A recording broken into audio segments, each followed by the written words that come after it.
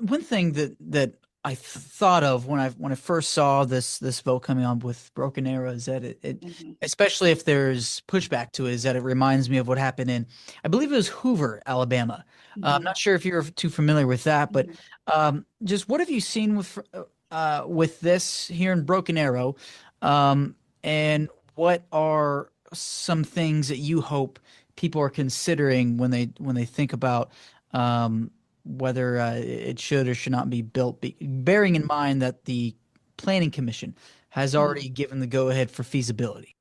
Right. Thanks. Yeah, thanks for the question, and for reaching out. Yes, we're aware of the situation in Alabama, and kind of been concerned about similar instances happening here in Oklahoma. Actually, back in 2015, the Edmond Mosque was filing a kind of in a similar situation, was filing a permit to expand their facility. And at the city council stage was met with a lot of pushback from Edmond residents, which mostly was based in Islamophobic stereotypes and some really unfortunate levels of bigotry. And that mosque expansion was the permit was approved, and they expanded and they now have a really beautiful facility. But we're seeing echoes of that very same attitude and those very same stereotypes in the resistance to the project in Broken Arrow. It was really troubling to see, starting on social media, the level of anti-Muslim stereotyping and bias that came out by people in the comment sections and things like that. Although, of course, you kind of anticipate those things had to happen. But when we saw how many people were speaking out very boldly, with their Islamophobia and with the kind of racist Islamophobic things that they were saying, that brings up a lot of concerns for us here in Oklahoma as advocates for the Muslim community. So what I would ask, that people keep in mind is, of course, federal and state laws prohibit the zoning permits to be approved or not approved solely on the basis of religious discrimination. And so if, there are many cities in this country who have tried to discriminate against mosques expanding, who have spent many, many thousands of taxpayer dollars in litigation, to have those decisions eventually overturned. And second of all, Muslims have been in the state of Oklahoma since it's been the state of Oklahoma, right? This community is not brand new. It's not a community that's going anywhere. The Muslim community has been making tremendous contributions to the health and well-being and safety of Oklahomans for many, many decades and generations. And so this sudden kind of rise in Islamophobia is unfortunately, a lot of it is recycled from what we've seen previously. But Muslims are our neighbors. They are the people who are our teachers, our doctors, the people taking care of our kids, the people who are educating the next generation, they're public servants, they're business owners, entrepreneurs.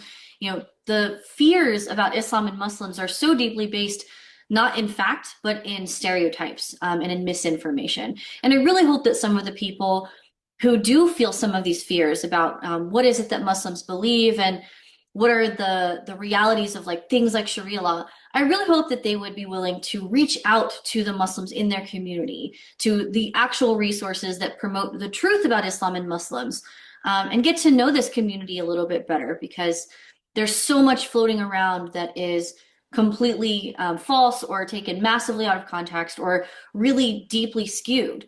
And we at CAIR Oklahoma, as well as many other organizations, are dedicated to making sure that the truth is available to people who have these kind of concerns and who want to learn more. Veronica, if I understood correctly, you want to point out that it would be against state law to deny this permit on the basis of religion. Yes, I believe it would be a violation of state and federal law to deny a permit to construct on the basis that you don't want Muslims in your neighborhood. Um, there are a number of state and federal provisions, as well as a robust body of jurisprudence that suggests that restricting people's religious rights in that way would be a violation of the law and is not only legally unfeasible, but is also not ethically or morally the values of this country, or I believe of this community. And so if the plans as they have been proposed need work, That's one thing. But to say you cannot build here, you cannot proceed with this construction because we don't want Muslims in our community, that's definitely not legal. And that's something that we would be prepared to address. Uh, and you're citing state law, was it? State and federal law, yes. And you believe that would open up the city of Broken Arrow to lawsuits? I believe it would. Were they to make that decision on the basis of religious discrimination, yes. Because the planning commission already approved it Right. on the basis of, well, what planning commissions do, which is Mhm. feasibility. So in your Right. mind, you view, other than the Mhm. Islamic Society of Tulsa being able to fund this, which Mhm. they told us last month they do not have the money yet for phase one of this, Mhm.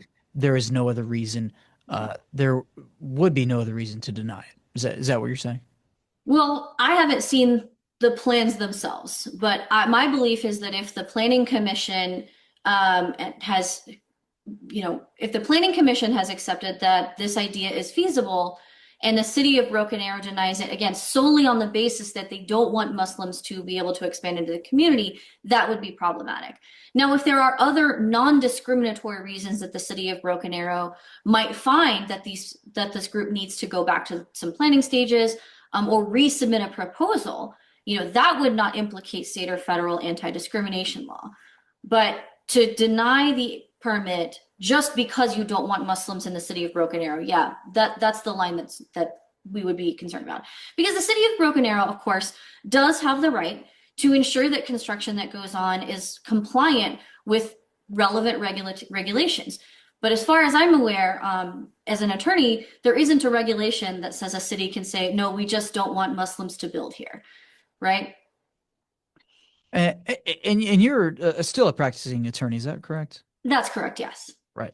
Um, and you said you do plan to be at that city council meeting is it next week, I believe. Yes, that's correct. Right. What message would you hope that neighbors in Broken Arrow understand, especially as it pertains to, say, the Constitution? Mhm.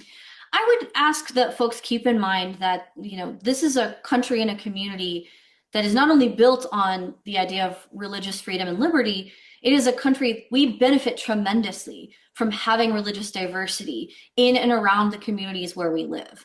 And so folks who may have been misinformed or may have gotten their information from stereotypes or from untrue sources, I would encourage them to put themselves out there to learn from people who do know the truth. There are many Islamic communities, Islamic Society of Tulsa being one, many sources where you can actually speak with somebody who can tell you the truth about Islam and Muslims. CAIR Oklahoma has produced a guide to Islam and Muslims in Oklahoma, and there are print versions as well as an online version available for download on our website that just explains some of the things that are really true about Islam and Muslims in the state of Oklahoma and broadly in the country and in the world. It is not a terrible thing to have been misinformed. It is not a terrible thing to have been ignorant at one point in one's life. But what I'm asking folks to do is to put themselves in a place where they can access knowledge about what's actually going on. And I think that that would lead to greater understanding and a greater welcoming for the expansion of the Muslim community in this city and in others.